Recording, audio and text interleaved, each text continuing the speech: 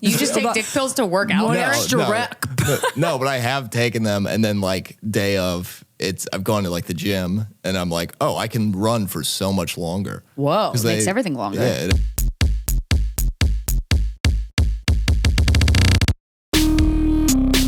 Welcome to Guys We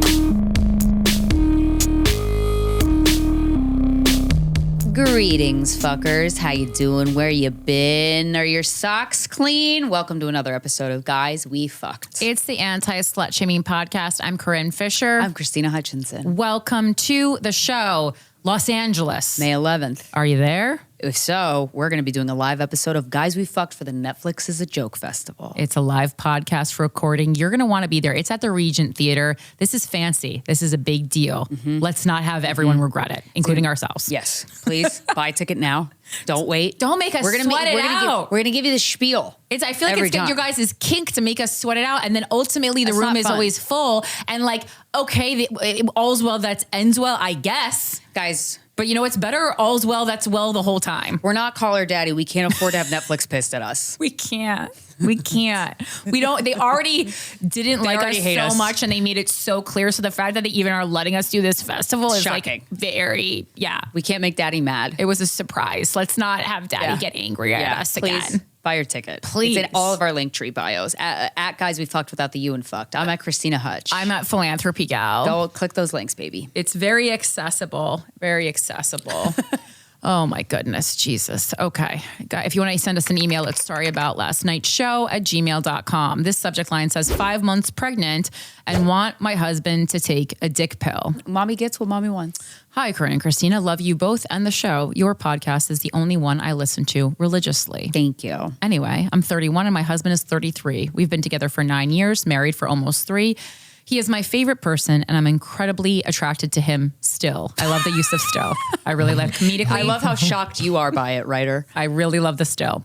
I'm 5 months pregnant and super horny all the time. That makes me want to have a baby. Like, I could fuck 1 to 2 times a day if we had the time. My husband has always had a lower sex drive than me, but usually he is always down to have sex, especially because he knows how horny I've been lately. Good, because you are carrying that baby. It's a lot of work. The problem is his dick just isn't getting as hard as it used to. It's hard enough, but not like rock hard. I know. Yeah. For sure. Sometimes it'll go soft in the middle of having sex, and it's never a big deal.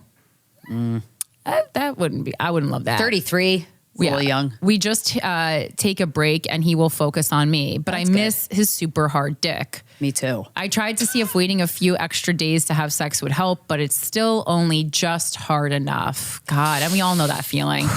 The just hard enough dick. I go, I'm just gonna eat some pudding. Yeah. I'm just gonna have a snack. Yeah. I'd rather I'll make eat a sandwich. I would rather eat a piece of chocolate cake than deal with your semi-erect penis. What am I supposed to do with that? This feels like a personal attack. And look, I'm a Why? Is your dick semi-erect? It's only a personal most of attack the if time. that's the case. That's because you're overworked and you don't eat vegetables, Eric. I do eat vegetables. I eat a very healthy diet. Okay. Really? Yeah. What'd you eat today? I had 3 hard-boiled eggs. Oh God, fuck. Gaston That's over it? here. Yeah. Oh man. Every morning. Okay. I want to gently suggest he used literally any dick enhancing pill. Say it like that. He has even mentioned that other male comedian podcasts have made him want to try a dick pill. Oh, there we go. But he just said it in passing because you got to talk to him. He needs you to get desperate, apparently. Any advice for a horny pregnant woman? Thanks. Buy them for him and leave them out in a little dish, like a candy dish. I've done this for people. You don't have to be cute about it. No. Or just leave it where you know he will see it. Or you can be like sexy, like, ooh, like you want to make your fucking dick rock hard, baby? I got you this blue chew. I heard it's going to be rock hard. Yeah. Or just play him this part of the podcast right now. Wow. You will gain an extra ½ inch. Just for the spectacle, just take it and it's worth it. You gain a ½ inch? I know, Yeah, guys. I'd say so. Well, I guess if it's harder. Yeah, I know. It's like when your hair fun. is wet and it looks longer, you know? I know guys who like are not even having any ED issues and they will take a dick pill just to like make it like a super dick. Yeah. So Ooh, if they I can love do that. it, you can certainly do it. I just really don't have any. I have No sympathy for people that they have the problem initially, but I don't have any sympathy for people who aren't doing anything about it because of the fucking high ass standards women are held to in this society. You have a problem, that's fine. fucking do something about it. Yeah. Enough is enough. Doesn't have to be a problem. It doesn't have to be a problem. There are so many, especially when for men getting hard, there are 1,000 products on the market to fix this because nothing worse for a man than him not being able to use his dick, flail it around. Okay. They've made the product. You consume it. Yeah. And if he works out, I mean, tell him to take it, go for a workout. Cause just that performance alone is taking a dick pill and working out and then fucking? Oh, I don't know if you'd fuck afterwards, but you just take dick pills to work out. No, but I have taken them, and then like day of I've gone to like the gym, and I'm like, oh, I can run for so much longer. Whoa, it makes everything longer. Yeah, it opens up your chakra. Sure, we'll say that. Your dickra. Your dickra. Yeah, you just put it somewhere because you're carrying that baby. Your pregnancy happens to make you very horny. He needs to be of service. As the guy who just went into you to make that baby happen, you're the one cooking it, okay? You're doing all the hard work. I also wonder, though, like if it's something like if it did your pregnancy and him having dick problems, did that go 100% hand in hand? Because some people, it's like some guys in their heads are weird about like just hitting the baby. Yeah, just like it feels like, and I can kind of understand this. Not that hit it, because you're not going to actually hit the baby. That's just like them not understanding science. But it like there is something that maybe you don't want to like you don't want to just absolutely like eviscerate the pussy of the woman like holding your child. Yeah, right. You know, right. I get that. So I understand that part of it. Yeah, you know, but he needs to take a medicine and get past that. Mm-hmm. Okay. Yeah, I mean, I'm weird. Like I had sex this morning and my dog was buried under the blanket. I'm like, you can't be in here. You got to leave, Kevin. Yeah, that's weird. You can't. Yeah, that's weird. I can't. Yeah. Ugh. So I can see a guy being like, well, there's a baby. I can't see it, but I know obviously you know it's there. I can understand that. Yeah, I can too, I guess. I can rationalize this for sure. And some women aren't horny during pregnancy and some aren't. But I'm like, if you're horny, that means you owe me your dick. Sorry, we're in this together. Teamwork. Yeah. I mean, listen, we've told many women on this podcast to fucking suck it up and fuck their boyfriend. So yeah, honestly, yeah. We're giving, I think, really equal opportunity. Yes. And if you are in Springfield, Missouri, where are you at, Springfield, Missouri? I'm headlining the Blue Room Comedy Club, March 22nd and 23rd. My debut stand-up comedy album, Good Girl Barbara, is available wherever you get your stand-up albums, Spotify, iHeartRadio app, and iTunes or the iTunes store. I have a Patreon where once a week I do group Zoom therapy. Therapy is what I call it because I'm not a licensed therapist. Chad. And I'm also doing on my solo podcast, The Voices in Our Heads, I'm currently doing a deep dive on this book called Supercharged Self-Healing by R.J. Spina, who, as I've mentioned before, cured himself from chest down paralysis. There is something I want to talk about this intro, but it has to do with this. So I'm reading a couple pages of each chapter on the end of The Voices in Our Heads. It's a really powerful book, and he gives very potent exercises. And then I'm finishing the chapter readings on my Patreon. So if you just sign up for $5 a month, you get to listen in on those Zoom sessions, but you also get to listen in on the bonus chapter readings. But one thing I just wanted to give everybody, because I feel like it would be very helpful specifically to this show, RJ Spina, who's the author of the book, he has another book out. Let me get the exact title. It says some similar stuff. It's called Change Your Mind. Deprogramming your subconscious mind, rewire the brain, balance your energy. He has this one notebook exercise that I thought could be beneficial to any listener that kind of finds themselves in relationship pattern that you don't like. He basically says that buy a notebook and a pen, and if you could take off work, great. If you can't, fine, just do it at work if you can. If not, just do it when you're not at work. But basically, interrogate yourself. So every time you go to text somebody, or you go to scroll on social media, or you go to do something, or you get stuck in this thought pattern, take a pause and write down what you're doing and ask yourself why. Why are you doing that? And the goal is to uncover your subconscious, bringing your subconscious programming into your consciousness, and it kind of makes it dissolve, and you like gain all this confidence. It's a very intriguing exercise. I myself have not done it yet, but this one example he gave, I wrote down because I'm like, I want to share this. So this one woman who was a client of RJ's, he suggested this. She basically, on paper, she's a Reiki healer. Her career's going well. She can't even take on any more new clients because her business is going so good. And but she said every intimate relationship I have sucks the life out of me, and it's ruining my good time and all the things that she's worked on for her career. So she did this notebook exercise, and it completely transformed her. One of the examples that she gave that RJ shares in the book was so she went to text her boyfriend to see how he's doing. And he just says, ask yourself, why are you doing that? Why? It's because I feel responsible for his happiness. Why do you feel responsible for his happiness? Because it's my job to make sure he's happy. Why does it feel like that's your job? And she said, because I don't want to fail. And then she asked herself, well, why do you think you failed if someone isn't happy? And she answered that question saying, because it means I'm not good enough. Good enough for what? For anybody. I don't deserve to be in a relationship if I can't make someone happy. I need to make someone else happy so I feel better about myself. My subconscious need to make people happy is because I don't value myself, so I constantly focus on making sure everybody else is doing good. She said she would listen and obsess over what she could do to fix people. And I was like, oh, wow, this woman did this notebook exercise for like a week, and it completely transformed. And all it is just bringing in the root of the habits that you do and your kind of knee-jerk reactions. So like people please, for example, is a super toxic trait. And it's kind of easier to get to the bottom of things than we think. You just ask yourself why, sit there for a second and really honestly answer it. And then just the act of answering it and bringing it to light will make you more aware of why you do that. So a lot of people get stuck in negative relationship patterns with romance, and I think that's a good little tool. So from me to you, have fun, enjoy it. Sounds like she needs some Reiki on herself. Well, it's always the healers that are the most fucked up people. I mean, that was... Or the therapists.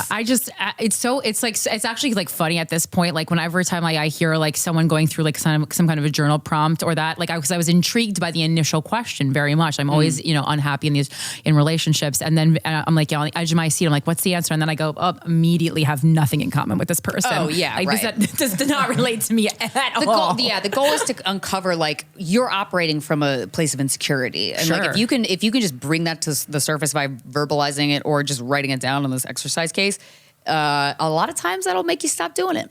Yeah. Which is pretty cool. That's why it's like good to get to the root of the problem to identify it. Oh, yes. And then you can do the most important step, which is fix it. Taking charge of your own life. Yeah, fucking fix it. Personal responsibility, baby. It's what's for dinner. It's amazing. And I was also, it's your personal responsibility, everyone, buying a ticket to one of my Eye of the Tiger 2024 shows, okay?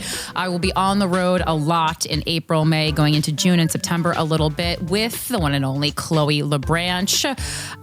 So here are the cities and the dates. It's Tampa, April 17th, Miami, April 18th, Atlanta, April 19th and 20th, Columbus, Ohio, April 25th, Raleigh, North Carolina, April 30th, Philadelphia, May 1st, Boston, May 2nd, Portland, Oregon, May 14th, San Francisco, May 15th, Sacramento, May 16th, Seattle, Washington, May 17th, Houston, Texas, June 27th, Austin, Texas, June 28th and 29th, and Salt Lake City, Utah, September 26th. Tickets are available at CorinneFisher.com. It's on the main page, but you can also click live if you want more of that.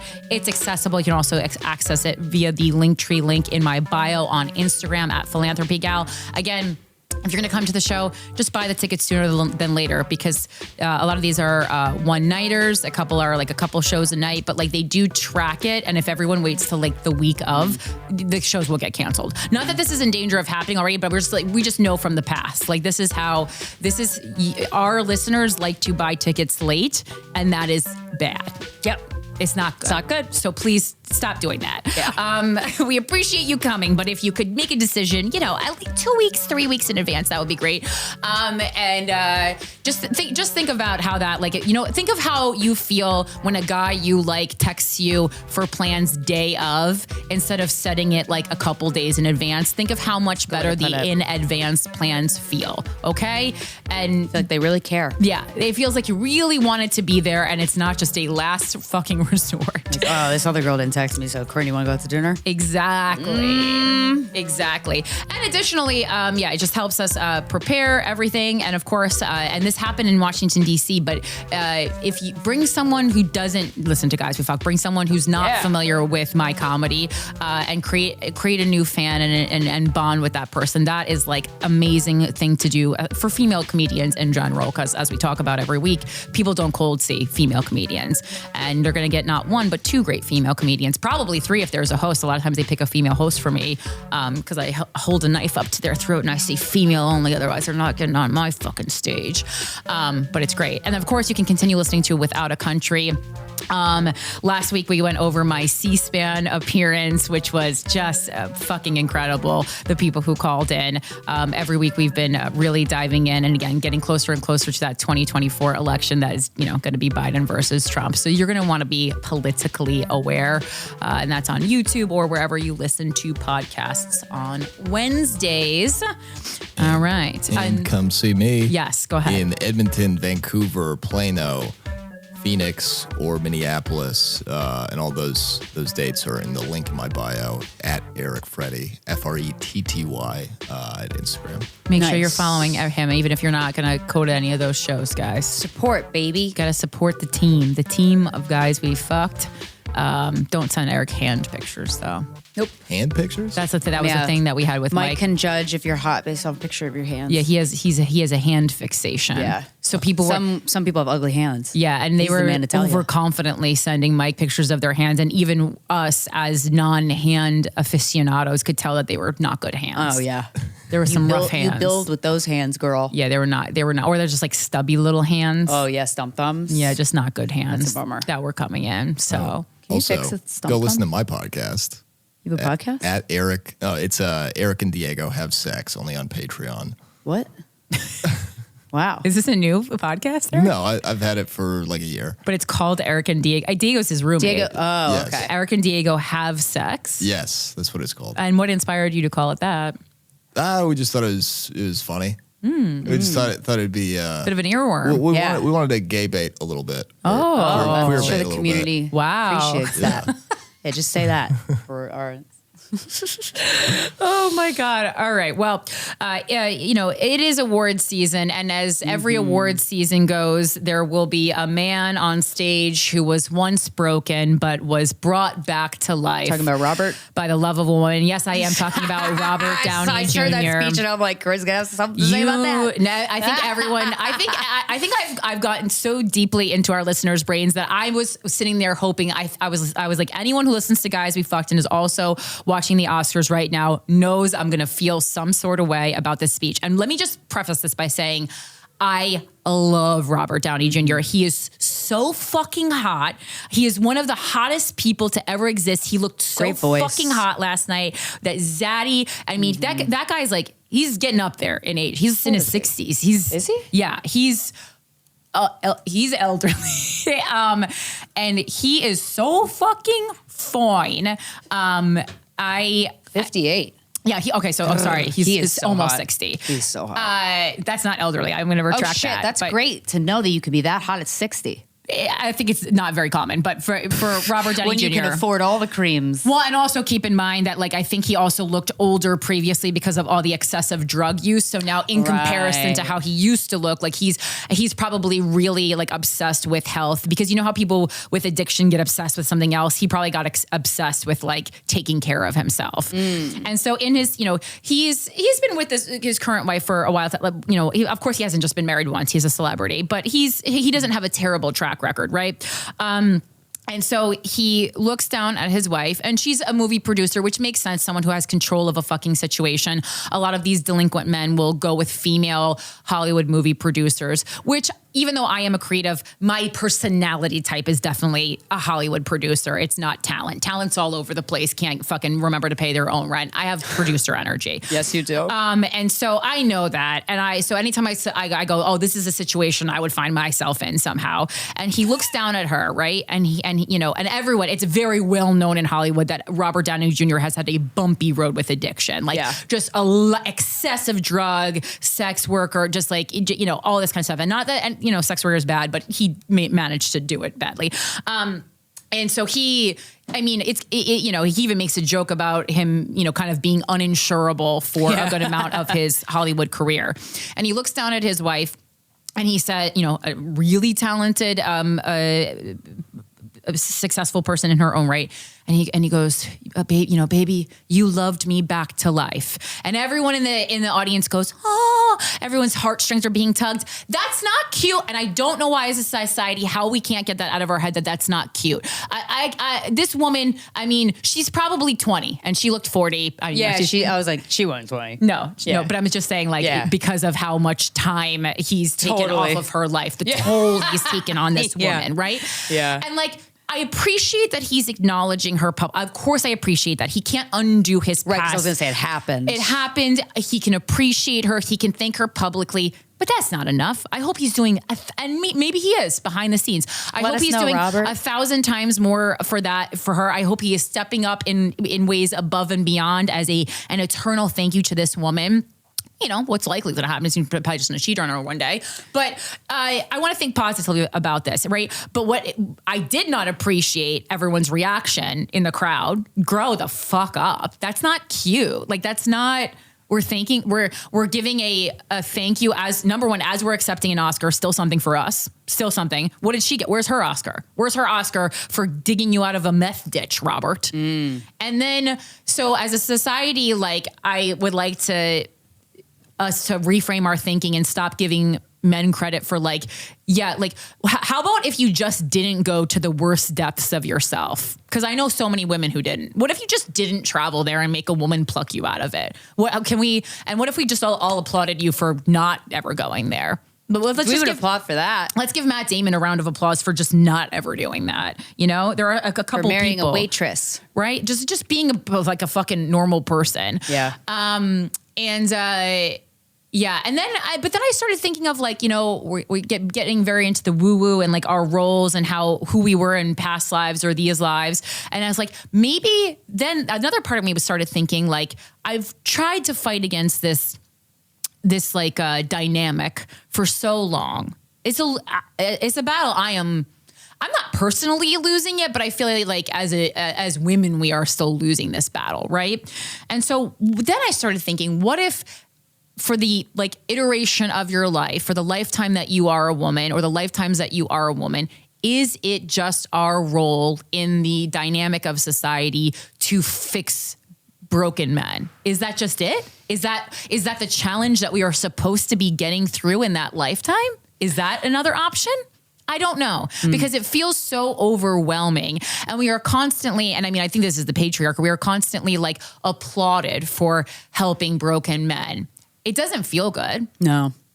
It's not, it's exhausting. Well, and it comes from a place of, usually if you repair a broken man, it's coming from a different place, right? You're trying to fix something else that's nothing to do with him. Or you think that you just have to do that much work in order to receive love. I think it's more like that. Totally. But you go, what is, what...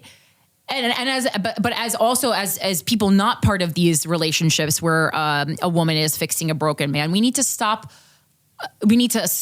applauding the man for a minimal thank you for the chaos and havoc he wreaked on this woman's life, and then also stop applauding the woman for doing that. I'm going to actually say stop. Maybe if we stopped rewarding women for doing these things, they would stop doing them. How about we only applaud her for producing the amazing movies that she's produced, and not for because he literally said, he's you found me when it was the language he used was and again, if it is no Hollywood mystery that Robert Downey Jr. was fucking rock bottom. And then there's a part of me that thought, that was what did she find appealing about Robert Downey Jr. at rock bottom? Did she see the potential, the zaddy, the charismatic Oscar award-winning actor that was inside of him, and she decided this is my next project that I want to produce. This is this next thing that I want to embark on? I don't know. I can't answer these questions. Only she can.